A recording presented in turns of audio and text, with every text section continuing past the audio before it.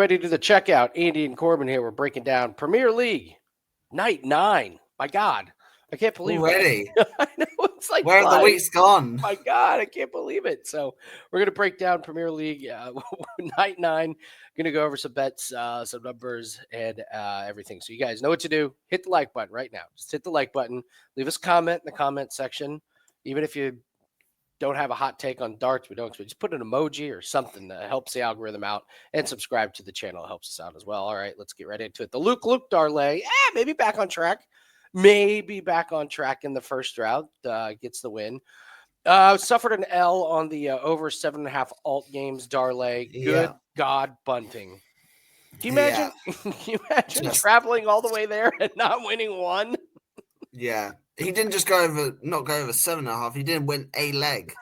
He didn't. And We would have lost on the 6.5, which is really hard to do. really, really hard to do. Yeah, we're up 6.4 units in the Premier League, so pretty happy with that. And we just did our March recap with the 3 straight profitable months in 2025. And as Corbin did a deep dive and found out, we are now profitable in 14 out of the last 17 months. So we're up 61.06 units in all sports. We're running a special with that. We'll tell you about that in just a second. But let's get into the plays here. I mean, you got Aspinall versus Bunting. Oh God. He's just a fade. This is like Peter Wright last year. I wonder if this is just going to be the thing that happens every year.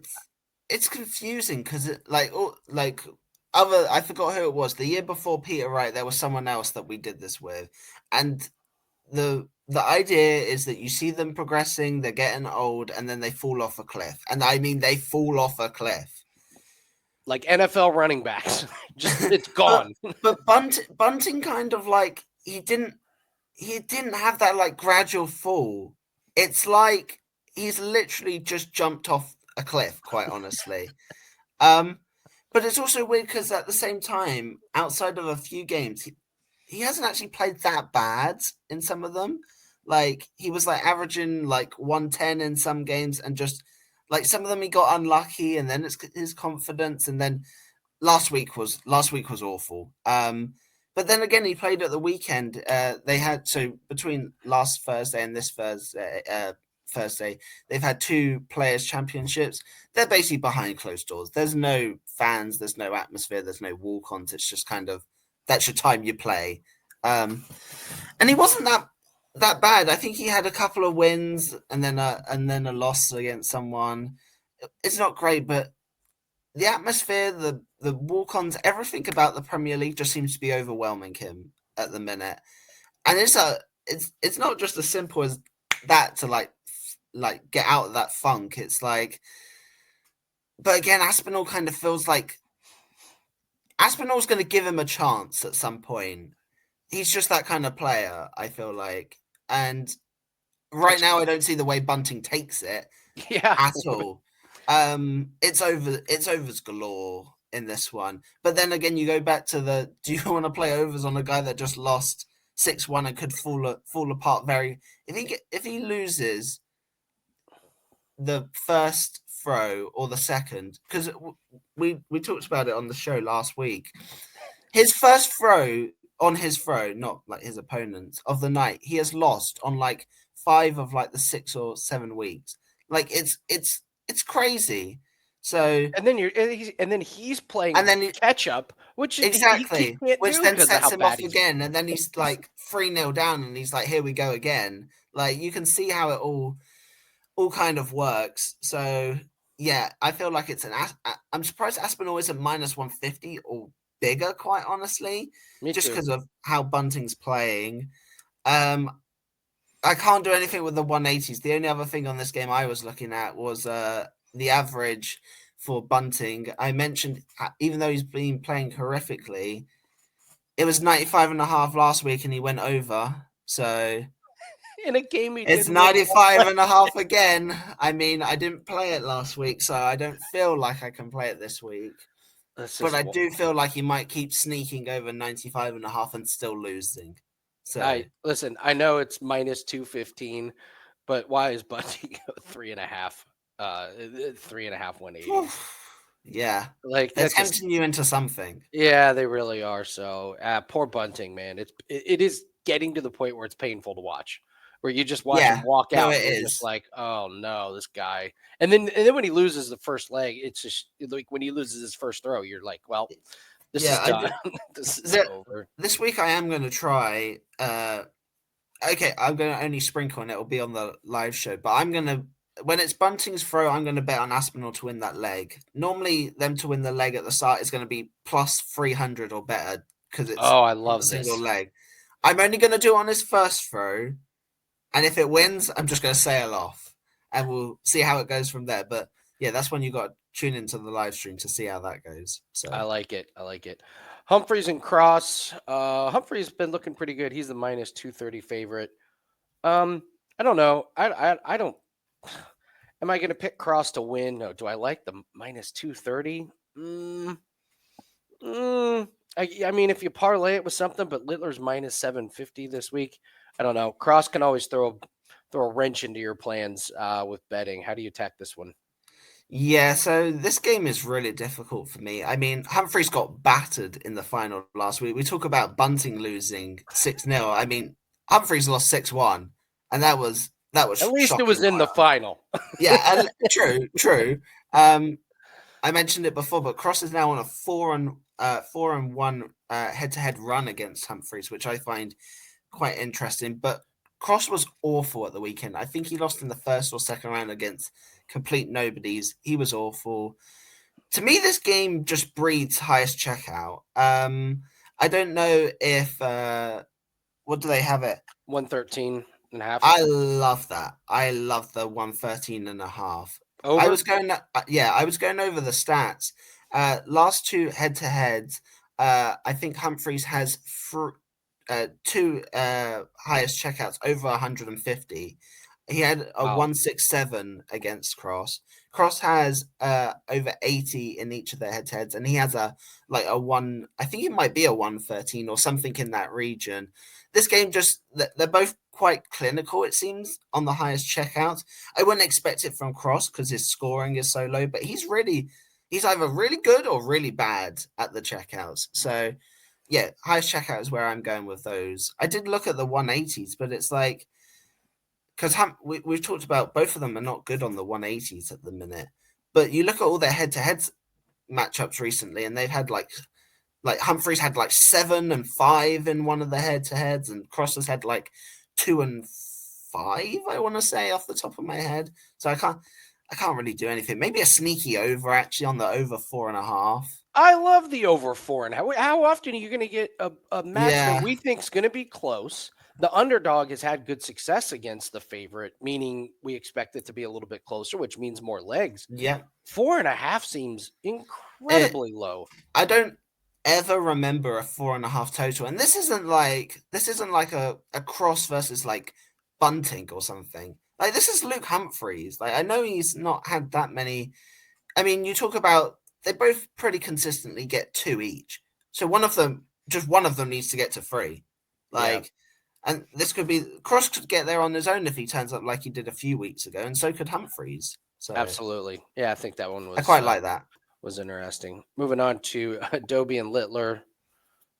I mean, rough week for Dobie to catch Littler. I mean, Littler's just a freight train of Premier League right now. I mean, you got to lay minus 180 on the minus 2.5. That being Yeah. said, I'm not. I don't know. I don't think I'm taking the plus 2.5, but I do like the. I like the over 7.5 on this. I know Littler, slaughtered Bunting, but Bunting's in his own category right now. I would look at overs in this one. I still think Littler screws around. And by the way, Littler did screw around last week with Bunting. Like He he was tried. He tried so trying. hard.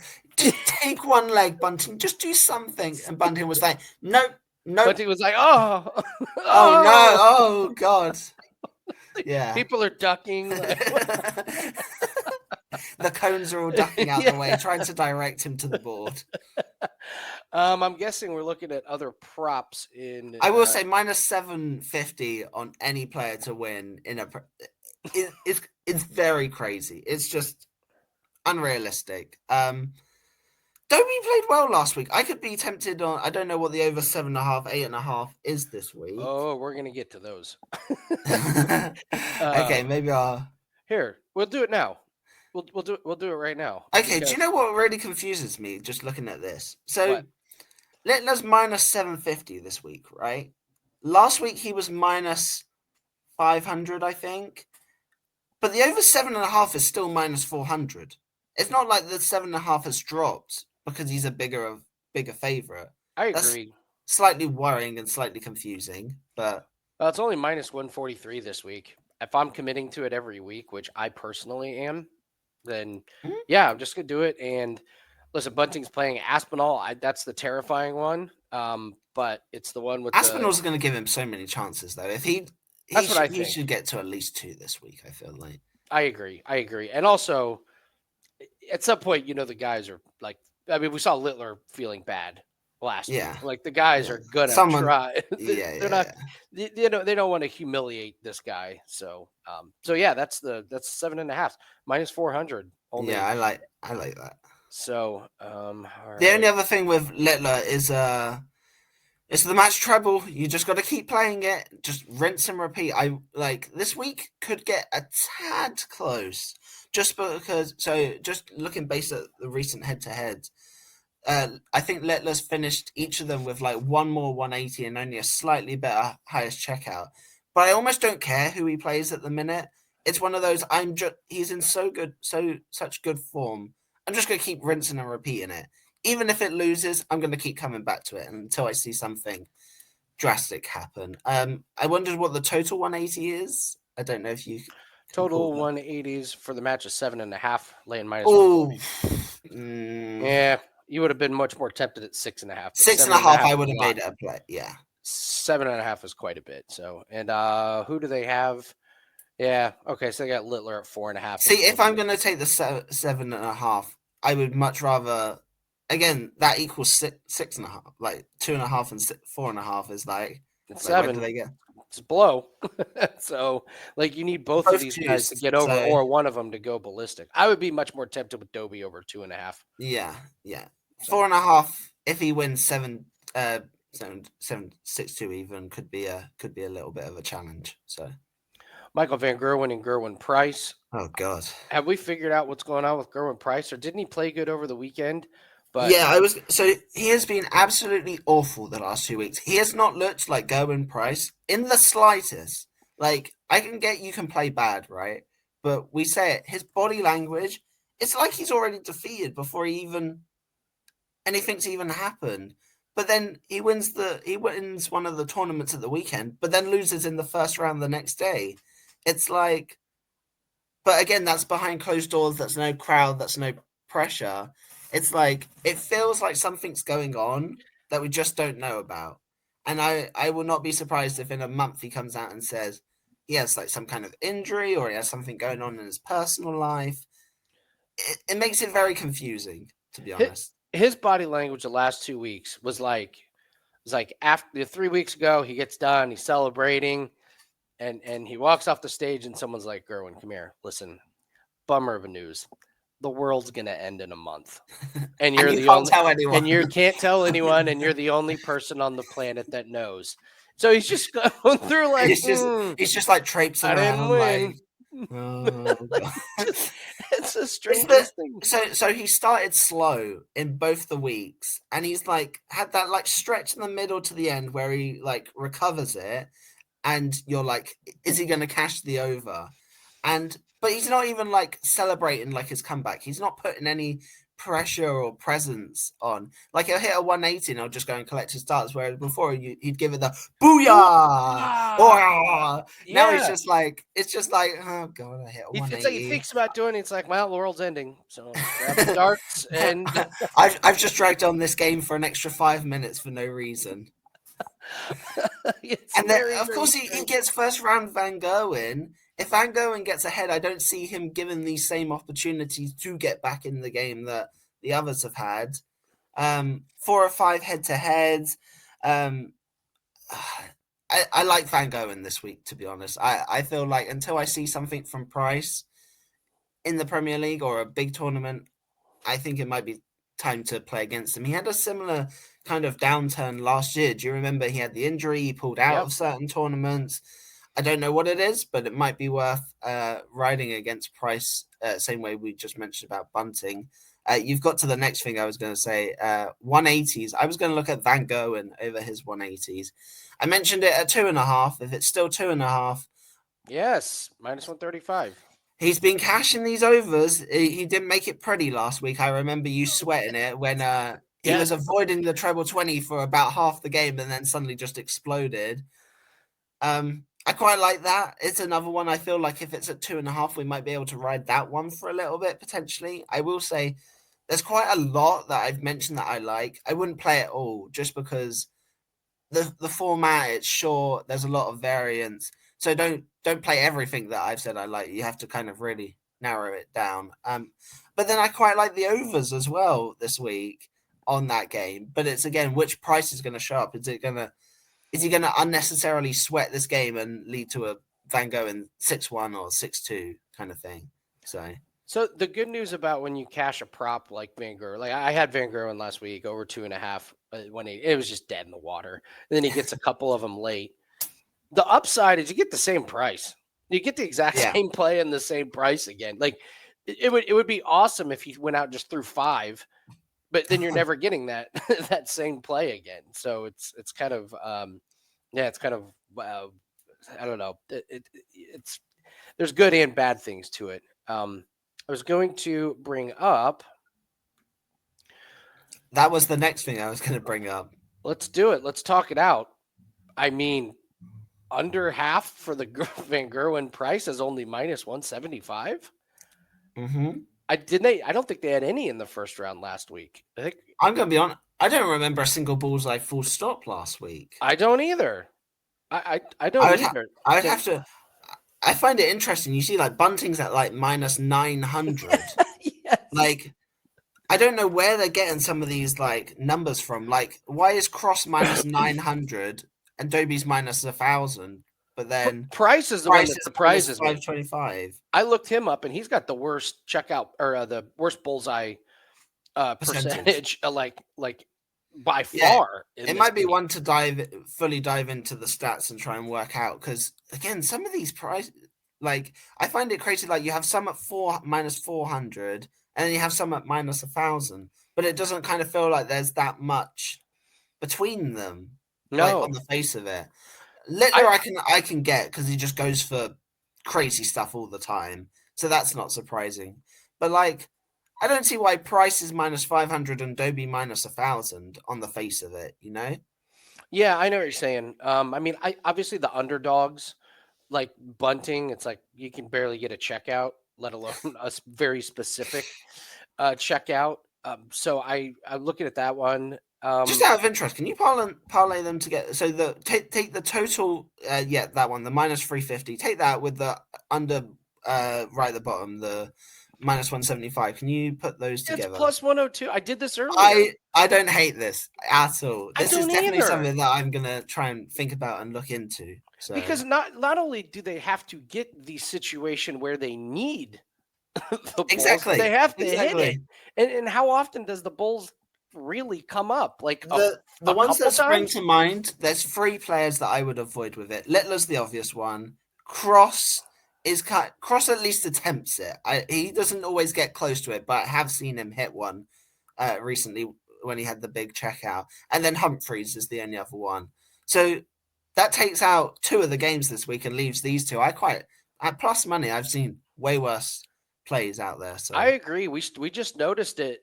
And I the only reason I noticed it was I accidentally clicked on the wrong tab in one of the websites, and I was that's what it takes sometimes. I meant to click on something, and I accidentally clicked on bullseye finishes percentage, and I was like, "Wow, these guys don't hit bullseyes." Like, and I was looking at the percentage of when they had the opportunity to hit it, and if they did, I was like, "Wow, they're hitting it like 20% of the time."